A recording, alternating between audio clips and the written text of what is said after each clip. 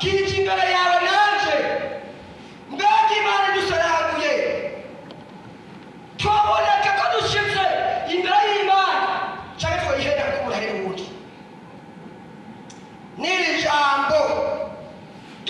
guserangura kwibaza kugira ngo dusuzume ibyacu ko bigenda neza imbere y'Imana.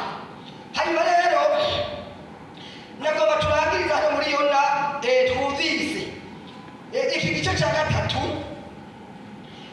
abana basozera hano twumvise hano muri Yona ngo maze Imana ibonye ibikorwa byabo ingene bahindukiriye bakareka ibyo bahora bagenderamo, nayo yaciye ibaharira. Nuko abinenewe bamaze kumva imburi ivuye ku Mana baca umwami arahaguruka yitembagaza umunyota yabara akura impuzu z'inyabarabanga yabara abagunira aca ategeka itangazo mu gihugu.